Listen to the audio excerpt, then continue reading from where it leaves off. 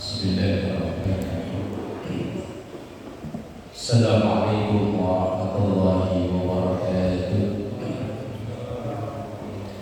Bismillahirrahmanirrahim. Wassalatu wassalamu ala Rasulillah Sayyidina wa maulana Muhammad bin Abdillah wa ala alihi wa ashabihi wa man tabi'ahum bi ihsan ila hadratin Nabi Mustafa Muhammadin sallallahu alaihi wasallam wa ala alihi wa ashabihi wa azwajihi wa dhurriyyatihi wa ahli baitihi al-kiram wa jami'i ummatihi minal muslimina wal muslimat wal mu'minina wal mu'minat ayyamma kanu khususan al-fadhilah Syekh Ahmad Al-Hashimi syaikhul lahum al-Fatihah. A'udzu billahi minasyaitonir rajim. Bismillahirrahmanirrahim. Alhamdulillahi rabbil alamin arrahmanir rahim maliki yaumiddin. Iyyaka na'budu wa iyyaka nasta'in ihdinas siratal mustaqim siratal ladzina an'amta 'alaihim ghairil maghdubi 'alaihim waladdallin. Bismillahirrahmanirrahim. 837 Qala Allah azza wa jalla anfiq ya ibna Adam unfiq alayka. Qala Allah azza wa jalla, firman Allah Ta'ala, anfiq, berilah nafkah atau berinfaklah. Infak yang terbaik itu yang memberi nafkah. Dalam kitab Riyadhus Shalihin itu pernah ada sahabat yang bertanya, infak yang terbaik itu apa? Rasulullah menjawab, yang kau nafkahkan untuk keluarga, untuk istri, untuk anak. Karena memang ada sahabat, kalau nggak salah Muawiyah, terkenal pelitnya naudzubillah sama keluarganya. Tapi kalau sama orang lain enggak. Orang lain dijajanin, istrinya kalau minta uang belanja, kalau perlu suruh bikin proposal, suruh pengajuan guys. Entar di ACC mau enggak, ini cabai sekian, bawang putih sekian, beli sosis sekian, ya man. Makanya ketika Rasulullah ditanya infak yang terbaik itu apa? Ya nafkah untuk keluarga. Rasulullah itu ditanya pertanyaan sama, tapi kadang jawabannya beda-beda, tergantung siapa yang bertanya. Pernah beliau ditanya, ayyul a'mali ahabbu illallah. Ya Rasul, amalan yang paling dicintai itu di sisi Allah itu apa? Rasulullah tahu nih, orang yang bertanya ini sama orang tuanya kurang baik hubungannya, sama bapaknya, sama emaknya kurang baik. Maka Rasulullah menjawab, birrul walidain. Amalan yang terbaik yang di sisi Allah itu buat baik, bakti kepada orang tua. Itu kalau orang yang bertanya, orang yang hubungannya gak baik dengan orang tuanya, gara-gara ikuti omongan istrinya sama orang tuanya malah gak harmonis. Lain kesempatan Rasulullah ditanya, pertanyaannya sama. Ya Rasulullah, ahabbul a'mal indallah. Amalan yang paling dicintai di sisi Allah itu apa? Lah, orang yang tanya itu orang yang sholatnya masih bolong-bolong. Ya kadang sholat, kadang enggak. Kalau lagi butuh sholat, kalau enggak butuh ya prank. Ya, kalau lagi butuh ke masjid rajin, belum subuh udah datang. Giliran udah, kok ketawanya enggak enak ya man? Giliran udah semuanya cukup, sholatnya itu ala hora ya apa? Ala hora itu ya sakarpe, ya kadang sholat, kadang enggak. Rasulullah tahu itu orang itu modelnya begitu. Rasulullah jawabnya apa? As-sholatu ala waktiha. Sholat ibadah yang paling baik itu sholat pada waktunya. Terus Rasulullah ditanya lagi, yang tanya lain, ya tadi itu kasus orang yang pelit sama keluarganya.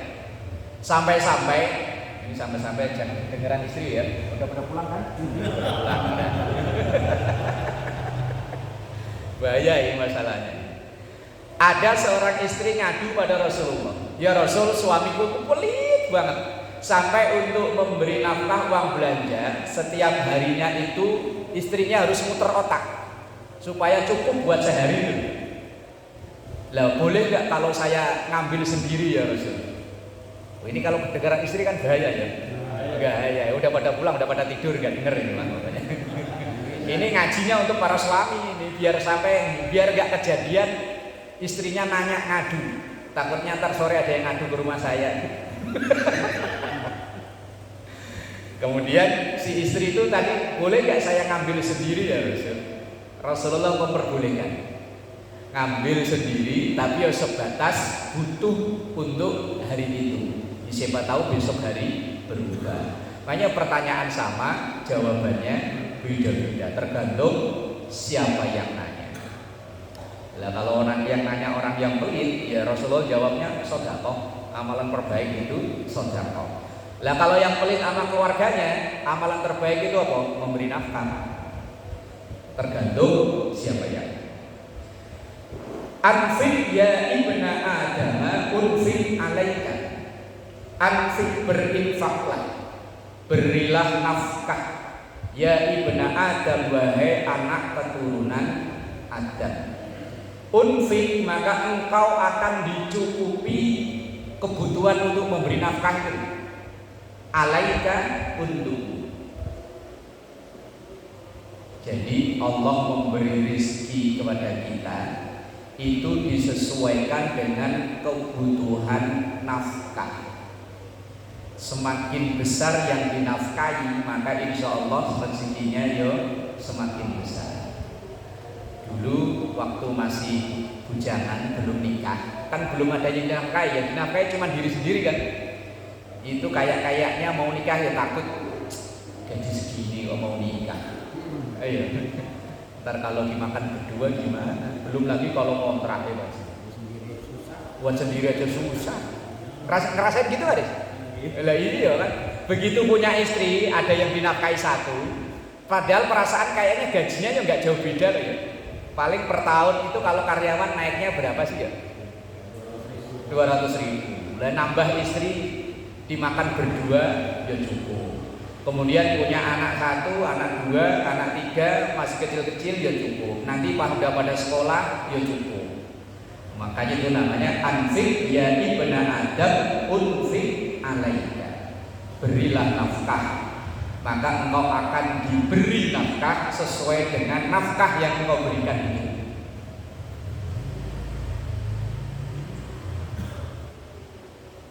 Ya, ini masalah membangun keyakinan kita dalam masalah nafkah untuk keluarga. Dimakan sendiri ya cukup, berdua ya cukup, bertiga ya cukup.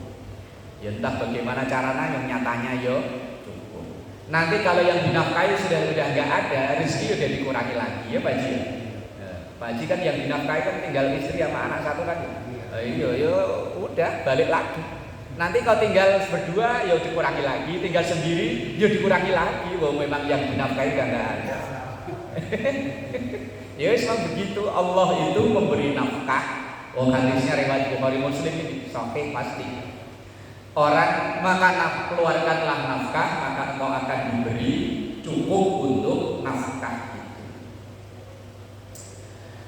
Nah ini hadis yang selanjutnya nih sering kita pelakunya. Qala Allah Ta'ala, firman Allah, yu'dhini ibnu Adam, yu'dhini menyinggung aku, ibnu Adam manusia nyinggung aku. Allah tersinggung gitu gampangnya. Ya sungguh ketika anak Adam itu mencaci ad-dahra kondisi, wa ana dan saya ad-dahru yang menciptakan kondisi ini. Biyadi al-amru, dengan kekuasaanku, al-amru urusan ini. Uqallibu, yang saya merubah, al-laila malam, wa nahara dan siang. Masih dalam riwayat Bukhari Muslim. Allah tersinggung ketika ada manusia yang mencaci kondisi. Nah ini kan kita sering ya. Nih habis ngaji nih, ntar malah hujan gede. Padahal ini hari kerja. Ya, hujan. Oh, berangkat kerja malah hujan. Itu kayaknya nyalain kondisi. Waduh, malah hujan. Ya, padahal jam-jam segini kan kayak kapan hujan? Sering kali. Jam segini. Contohnya jam pas mau berangkat kerja malah hujan. Terus kemudian kita kayak maki-maki nyalain keadaan. Wah, hujan. Lalu yang nyetain hujan itu ya Allah, yang nyetain kondisi keadaan ini ya Allah. Cuman kita itu sering menyalahkan kondisi. Mau ngadain acara udah dirancang jauh-jauh hari, hujan. Bukan kayaknya hujan sih. Iya. Saya tuh beberapa kali ngadain acara di rumah itu hujan mulu. Dulu seingat saya pertama kali ngadain maulid sunatan apa ya hujan. Terus ngadain acara apa lagi ya hujan. Terus saya pernah nanya sih ke guru. Terus beliau cerita pesantren di Jogja, Kerapiak. Itu setiap ngadain acara tahun hujan terus. Kadang ya malah sampai hujan angin. Tapi tetap aja jalan acara. Ya itu tahu Allah mau berkehendak seperti apa ya nggak tahu. Wong hujan itu ya pembawa rezeki. Wazladzi anzala minas samaa'i ma'an fa akhraja bihi minas thamarati rizqan lakum. Turunnya hujan itu yang menumbuhkan berbagai macam biji-bijian, buah-buahan yang itu menjadi rezeki. Cuman kita masyarakat perkotaan itu kalau ada hujan deg-degan, apalagi yang kemarin kebanjiran. Aduh, hujan, banjir. Nyalain kondisi. Padahal banjir itu ya karena air dulu tempatnya air kita tempatin. Lah giliran air mau nempatin aja suka-sukanya air ya. Lah iya. Dulu kan tempatnya air nih, kayak di sini nih Bapak nih, sebelum ada kita. Iya rawa kan tempatnya air. Lah air kita usir suruh pergi lagi, giliran air butuh tempat. Lah ini air minta tempatnya lagi, duluan dia sama kita. Kita yang ngomel-ngomel. Bismillahirrahmanirrahim. Qala Allah Ta'ala sabaqat rahmati ghadabi. Sabaqat telah mendahului rahmati rahmatku ghadabi mendahului atas kemurkaanku.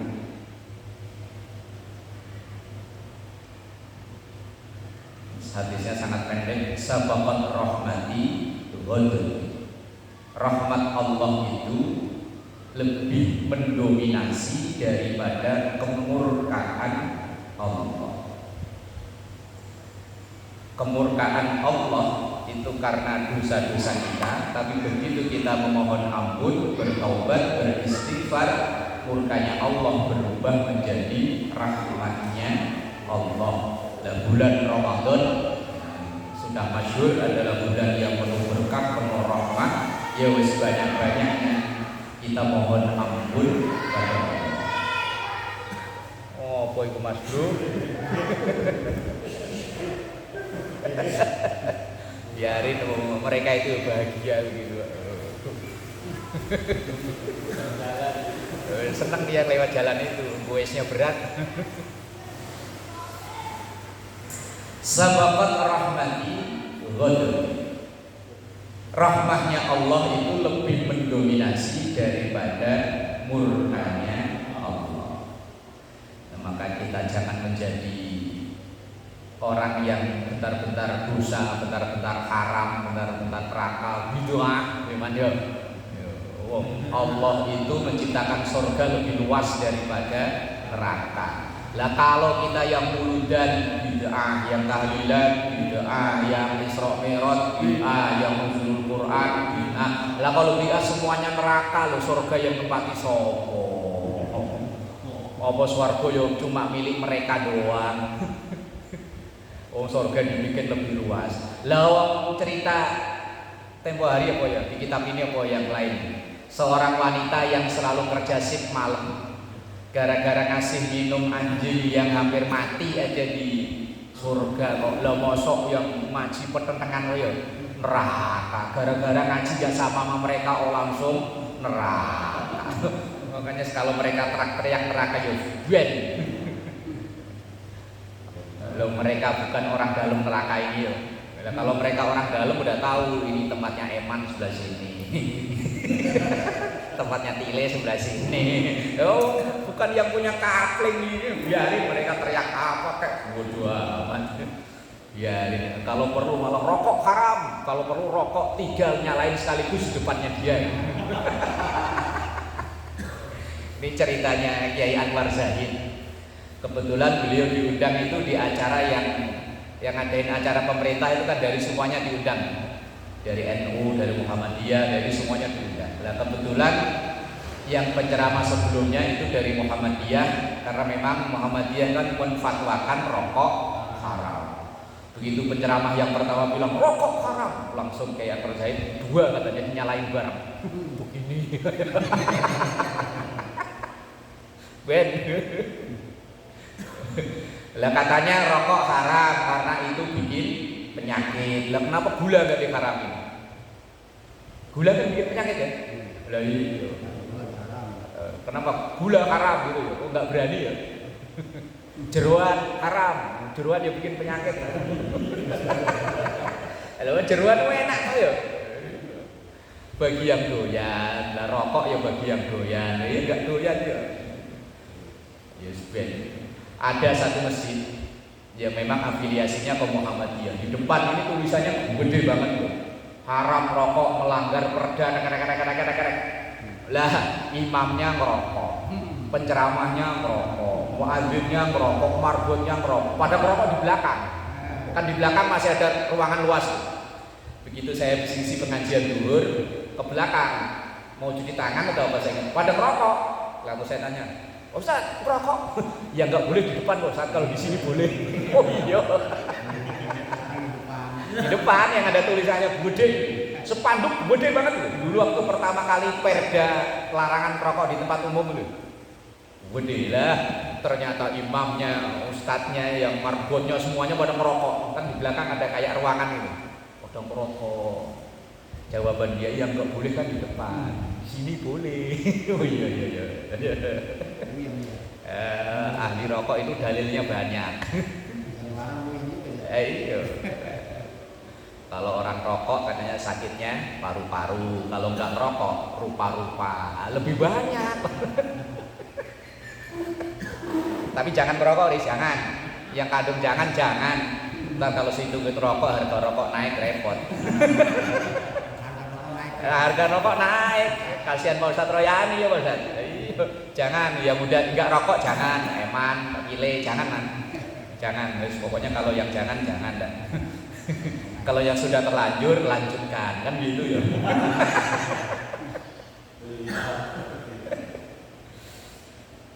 Bismillahirrahmanirrahim.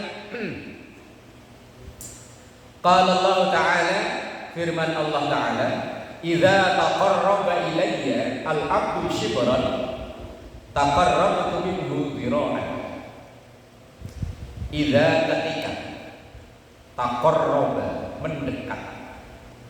Makanya sering kita dengar bahasa taqarrub. Taqarrub itu PDKT. Kalau bahasa anak muda PDKT.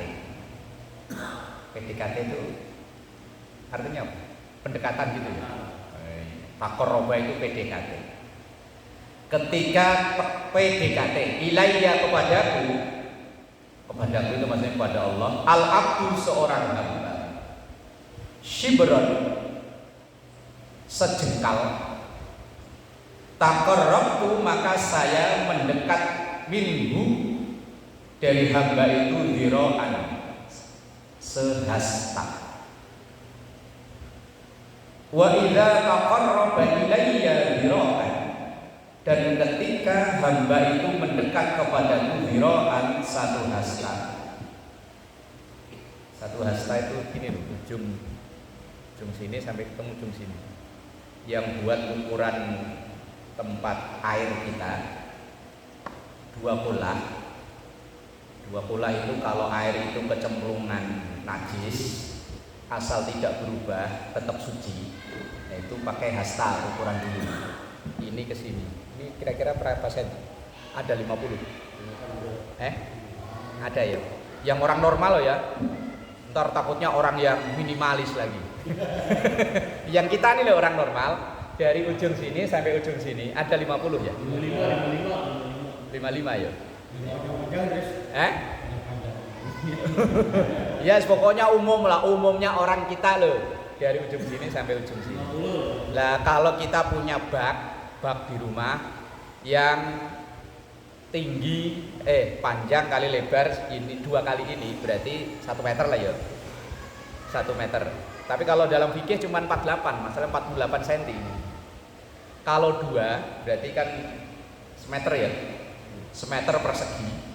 Kok itu penuh air, kecemplungan bangkai, asal airnya itu enggak berubah warnanya, enggak berubah baunya, enggak berubah rasanya, maka air itu tetap suci, boleh dipakai untuk mandi junub, mandi wajib atau untuk wudu. Cuman sekarang kita kan udah disiasati pakai apa? Yang atas itu toren. Toren itu kan isinya lebih dari itu kan. Nah itu apalagi toren kita kan tertutup ya. Ya mana iya ada bangkai masuk kan enggak ya? Ya kecuali yang terbuka. Ada yang terbuka enggak lah ya? Rata-rata tertutup kan. Lubang hanya untuk paralon lah. Itu untuk mensiasati biar air yang kita pakai itu suci, mensucikan. Lah kalau di ember cuman ember itu ya tidak memenuhi syarat. Kalau buat mandi besar kecepruk di situ ya bahaya. Makanya orang dengan kecanggihan teknologi itu artinya untuk memudahkan orang beribadah. Kalau pakai toren air ngair, kita mandi pakai shower atau pakai pancuran gitu. Situ dijamin airnya memenuhi syarat. Tapi kalau air cuma digotong 1 ember, kecuali embernya gede. Nah itu hirok itu segitu, 1 hasta. Taqarrabtu minhu ba'an, maka aku akan mendekat sedepak. Wa idza atani masyan, dan ketika hamba itu mendatangiku masyan dengan berjalan, ataituhu, maka saya mendatangi orang hamba tersebut harwalatan. Harwalatan itu lebih cepat dari jalan tapi lebih pelan dari lari. Apa itu namanya? Jalan cepat. Nah, kalau orang Jawa ngoncok. Kalau orang Sunda apa kan? Jogging. Orang kampung Melayu itu jogging. Kalau orang Jawa ngoncok Mbah ya. Ngoncok aja. Ngoncok itu orang jalan lebih cepat dari orang jalan biasa tapi lebih pelan dari lari. Ngoncok juga, sama berarti. Kalau orang Sunda apa? Ngono, man. Ngencek. Jalan-jalan. Ngencek, ya wis itulah. Ini kan hadis qudsi penuh dengan bahasa kiasan. Bukan berarti kalau kita dekat sejengkal, berarti kita mau Allah jaraknya sejengkal, bukan begitu. Allah itu lebih. Kalau kita memberi 100, maka akan dibalas oleh Allah lipatan dari 100 itu. Artinya ketika kita mendekat sejengkal, maka Allah mendekat dengan sehasta. Artinya ketika kita sedekah ukuran 100, maka Allah akan memberi lebih dari 100 itu. Masalul ladzina yunfiquna amwalahum fi sabilillahi kamasali habbatin ambatat sab'a sanabila fi kulli sumbulatin mi'atu habbah wallahu yudhaifu liman yasha wallahu wasi'un alim. Perumpamaan orang yang berinfak seperti nanam 1 butir. Dari 1 butir itu tumbuh 7 tangkai. Dari 7 tangkai itu akan tumbuh terus ratusan dari 1 butir ya. Jadi banyak. Maka nggak ada ceritanya orang jatuh bangkrut gara-gara rajin sodako. Cuman kan kalau kita mau sodako kan masalahnya hitungannya matematika ya. Kita punya uang 1 juta, dikeluarin 100, wah tinggal 900. Wah nggak jadi ya. Akhirnya ngeluarin 2000 aja. Uang kalengnya tulisannya 2000 kok. Iya, uang kalengnya tulisannya 2000 ya 2000 aja. Lah kalau orang yang pelit ya naudzubillah masih mikir lagi, wah 2000 lumayan kalau depan bisa buat parkir di Indomaret. Akhirnya nggak jadi. Udah orang-orang yang pada infak saya nggak usah lah. Nanti orang-orang pada masuk surga ya dia enggak. Tapi alhamdulillah sini mah luar biasa nih, sini mah tuh hasilnya nyata kan. Biar Mbak Selamat pusing ya empok. Yang penting kan hasilnya nyata. Tulisannya kalengnya 2000 tulisannya. Ya embo isinya.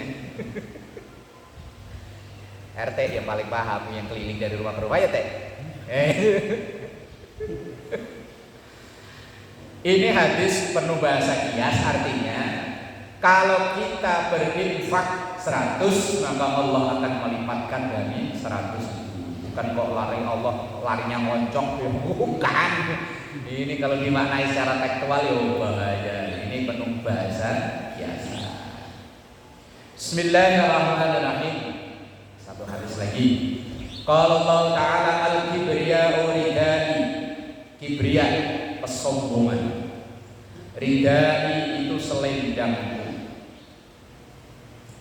Wal azamatu dan keagungan izari. Izar. Ini juga bahasa kias. Jangan dibayangin, oh berarti Allah Tuhan itu pakai selendang kayak penari sinden. Bukan. Wal azamatu izari, dan keagungan atau kemuliaan izari. Itu apa izar itu? Kalau ini yang pakaian bawah gitu. Sarung. Izar. Iya, sarung. Maka ada kitab, walaupun kitab ini dipersoalkan, ada namanya kitab Fathul Izar, membuka sarung. Kitab judulnya Fathul Izar, membuka sarung. Itu isinya, kitab itu kalau karya Kama Sutra ya? Tahu Kama Sutra? Apa? Enggak, Kama Sutra itu. Kitab tuntunan kikuk-kikuk. Lo ada loh kitab namanya Fathul Izar, kitab tuntunan kikuk-kikuk. Kalau Iman nggak paham, dia orang polos masalahnya. Nggak paham. Nah, di rumah saya punya, tapi masih berbahasa Arab man. Mau?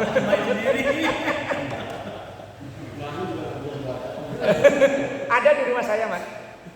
Fathul Izar, kitabnya kecil tipis, cuman nggak nyampe 100 halaman. Yaitu tuntunan dalam Islam ketika kikuk-kikuk. Itu yo teori, mau bener mau enggak no. Mau punya anak laki-laki tekniknya begini. Gitu. Pengen man? Pengen. Apa ntar kapan-kapan ngaji itu man? Mau di fotokopi. Datang aja ke rumah, ada di rumah man. Kalau enggak di PDF juga ada, saya masih nyimpen kayaknya di PDF. Bacanya gimana? Ya. Ntar Ustaz Royani suruh nerjemahin.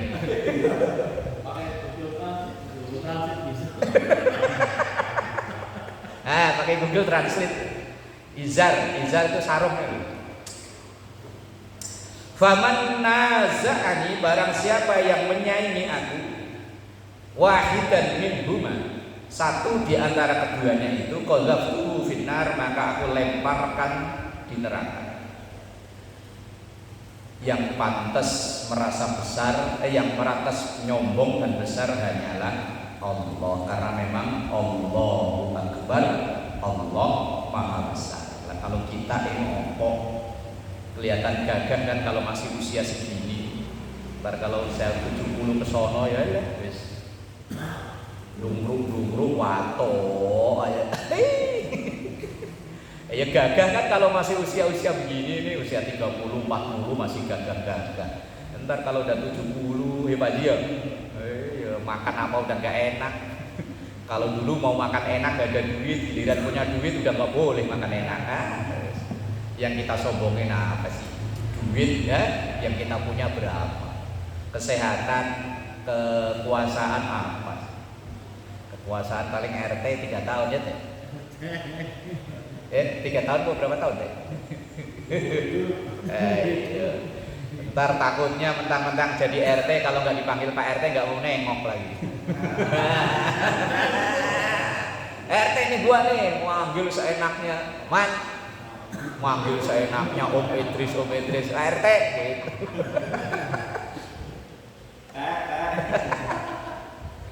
Iya, kalau itu enak, kalau Ustad, tat, pantat lagi. Dipanggil depannya ya us. Dipanggil belakangnya ya tat. Waduh, gak enak semua. Artinya hadis ini larangan kita sombong. Gumede kalau orang Jawa bilang gumede. Apa sih yang kita sombongin? Lah definisi sombong dong. Sombong itu batarul haq wa ghamdun nas. Itu Rasulullah sendiri yang mendefinisikan. Batarul haq, menolak kebenaran. Artinya kita salah tapi ditegur, nggak mau. Siapa saya kan RT sih gitu. Siapa saya ustadznya ini. Sembarangan. Artinya ketika dia melakukan kesalahan ditegur, diingetin, nggak mau karena merasa dia lebih tinggi daripada orang yang negur itu. Itu kan sifatnya iblis ya. Iblis itu ketika diperintah oleh Allah untuk menghormati Nabi Adam, dia nggak mau karena merasa lebih besar. Kemudian wogom tunas, merendahin orang lain. Siapa lu kan cuma warga biasa, saya ini pejabat. Ini mau mundurin diri. Wah, jangan.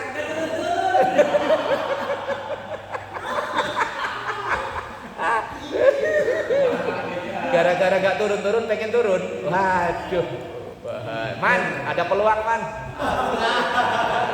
Ntar kalau situ jadi RT kan saya gak berani ngeledekin lagi man. Jadi siapa? Qala Allah Ta'ala wallahu a'lam bissawab. Al-Fatihah.